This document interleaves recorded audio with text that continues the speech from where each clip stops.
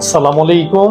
তো দুইজন সরকারি রেলওয়ে কর্মচারী যারা 2018 সালের দিকে আপনার একজনে আমাদের এই অঞ্চলে বিশেষ করে ত্রিমোহনীতে একটা নিচু কম দামি 6 কাঠা ল্যান্ড কিনে, আর আরেকজন দক্ষিণ মনশ্রী আরো সামনে সেখানে একটা তিনি 1400 বর্গ ফুটের অ্যাপার্টমেন্ট কিনে। তো আজকের ভিডিওর মূল বিষয় হচ্ছে এই দুইজন বিনিয়োগকারীর বিনিয়োগটা আমরা দেখব কে বেশি লাভবান।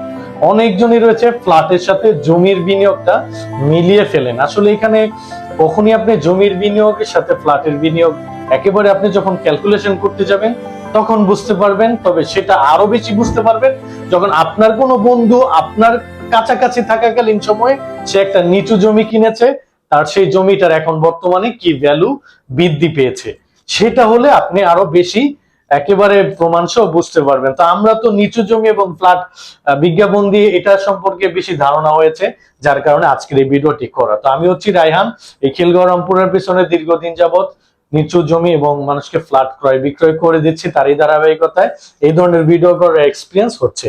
তো আজকের এই ভিডিওটি আপনি বুঝতেই পারছেন যে জমিতে লাভ না ফ্ল্যাটে লাভ, দুইজন ব্যক্তির একেবারে প্রমাণ সহ আমরা দেখানোর চেষ্টা করব। তো দেখতেই পাচ্ছেন আমরা হোয়াইট বোর্ডের মাধ্যমে লিখে রেখেছি দুইজন সরকারি চাকরিজীবীর, একজন জমি কিনে একজন ফ্ল্যাট কিনে, এবং প্রথম ব্যক্তি আমি ধরে নিলাম তিনি সেই যিনি আমি একটু আগে যাদের কথা বললাম 1400 স্কোয়ার ফিটের ফ্ল্যাট কিনে, যেটা 2018 সালের জানুয়ারি 7 তারিখ, এবং তিনি 30 লক্ষ টাকা দিয়ে সেই ফ্ল্যাটটা কিনেছিল। আর দ্বিতীয় ব্যক্তি যিনি 6 কাঠার নিচু জমি একটা কিনে সেটাও একই তারিখে বিনিয়োগ করেছে 30 লক্ষ টাকা। এখন আমরা দেখবো এই যে দুইজন 30 লক্ষ টাকা বিনিয়োগ করেছে আজকের তারিখ পর্যন্ত কে বেশি লাভবান, এবং ফ্ল্যাটের ভাড়া সহ আমরা দেখবো, বৃদ্ধি সহ দেবো, সবকিছু ওভারঅল দেখবো। প্রথমে আমরা ফ্ল্যাটটাকে ক্যালকুলেশন করি যে তিনি যে ফ্ল্যাটটা কিনেছে 2018 সালে তার সেই বর্তমান ফ্ল্যাটটার দাম কত। আমরা যদি বিনিয়োগটা দেখেছি 30 লাখ টাকায় সে ফ্ল্যাটটা কিনেছে, বিনিয়োগ কত করেছে তিনি 30 লক্ষ টাকা, এত টাকা ফ্ল্যাট। হ্যাঁ, এখানের বিনিয়োগটা আমরা বের করে ফেলি তাহলে বেটার হবে।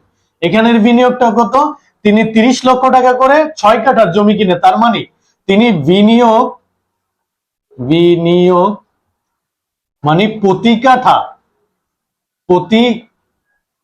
কাঠা জমি কিনে 5 লক্ষ টাকা, 5 লক্ষ টাকা 6 কাঠার একটা জমি কিনে, যেটা 5 6 এই 30 লক্ষ টাকা, 30 লক্ষ টাকা মানে 5 লক্ষ টাকা করে সে জমি কিনে, 6 কাঠা জমি কিনে, তাহলে 5 6 30 লক্ষ টাকা আমরা বিনিয়োগটা পেয়ে গেলাম, অর্থাৎ দুজনেরই একটা পারফেক্ট বিনিয়োগ পেয়ে গেলাম।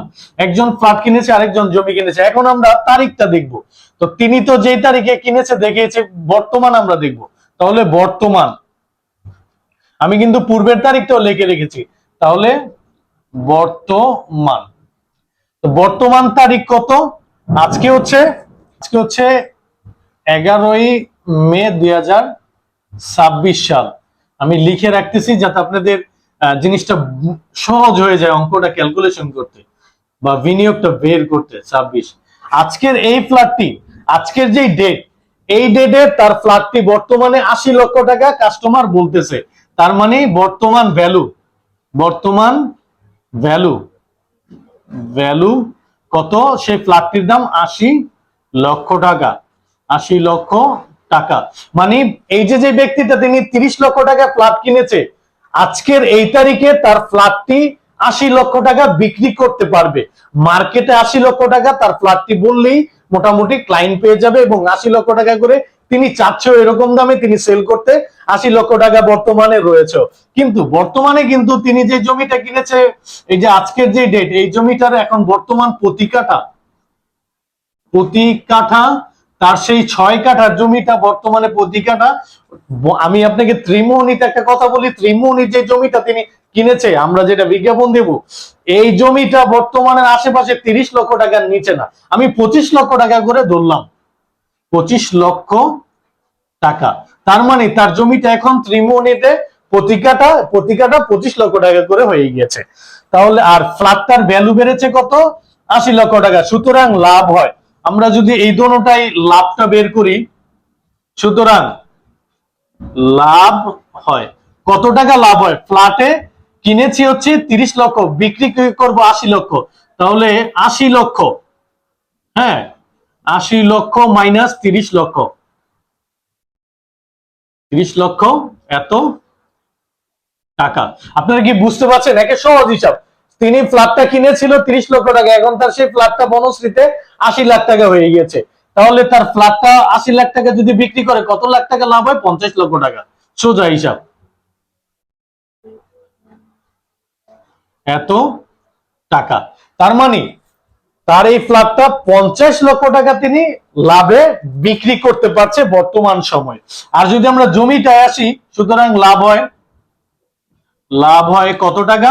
জমিটার এখন যদি প্রতি কাঠা 25 লক্ষ টাকা করে হয়, ধরেন 25 লক্ষ টাকা করে যদি হয় 6 কাঠা, তাহলে কত আসে? আপনি একটা ক্যালকুলেশন করতে পারেন, হাজার অযুত লক্ষ, 25 লক্ষ, তাইলে এত টাকা। আমি যদি একটা এভাবে দিয়ে টাকাটা লিখে দেই তাহলে মনে হয় আপনারা বুঝতে পারবেন। এখন এখানে 25 লক্ষরে আমরা 6 দিয়ে গুণ দিব, তাহলে লক্ষ মানে 1,50,00,000 টাকা বিক্রি করতে পারি। হাজার অযুত লক্ষ নিযুত কোটি, তাহলে এই টাকাটা হচ্ছে এখন বর্তমানে তার জমির দাম। অর্থাৎ যে জমিটা তিনি মাত্র 5 লাখ টাকা 6 কাঠা কিনেছিল, বর্তমান 2026 সালে এসে সেই জমিটা 25 লাখ টাকা করে বিক্রি করতেছে। এখন বিক্রি করার পর তার পুরো টাকাটা হচ্ছে 1,50,00,000 টাকা। এটা থেকে আমরা মাইনাস দেব কত? আমরা কিনেছিলাম 30 লক্ষ টাকা, সুতরাং লাভ যেটা বর্তমান, আমি এটা লাভটাকে আবার এখানে ক্যালকুলেশন করে দিচ্ছি। তাহলে আমরা যদি লাভটা দেখি 1,50,00,000 মাইনাস 30 লক্ষ টাকা কিন্তু আমরা বিনিয়োগ করেছিলাম, এত টাকা। তাহলে জমিতে লাভ হচ্ছে কত? 1,50,00,000 থেকে 30 লক্ষ টাকা মাইনাস দিলে 1,20,00,000 টাকা। দেখেন, তার মানে এই যে রেলওয়ের এই সরকারি চাকরিজীবীটি, তিনি কম দামি নিচু জমিটা আজকে বিক্রি করার পরে তিনি 1,20,00,000 টাকা প্রফিটেবল হচ্ছে, একেবারে তার পুঁজি বাদ দিয়ে দিলে। মানে যে 30 লক্ষ টাকা তো তিনি জমি কিনেছিল, তাহলে 1,50,00,000 টাকা বিক্রি করার পর 30 লক্ষ টাকা থেকে মাইনাস দিলেই কিন্তু তার একেবারে 1,20,00,000 টাকা লাভ হচ্ছে। তাহলে জমিটা এখানে থাকে। আমরা এখন ফ্ল্যাটে আসি। ফ্ল্যাটে লাভ কত হচ্ছে? মাত্র 50 লাখ টাকা এই ফ্ল্যাটটা কেনার পরে।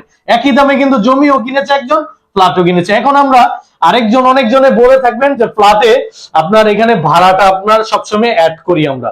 তাহলে আমরা ফ্ল্যাটের ভাড়াটা আমরা দেখবো যে এই যে এত যাবৎকালে সে ফ্ল্যাটটা যদি ভাড়াও দিয়ে দিত, তাহলে সে প্রতি ভাড়া কত টাকা করে পেত।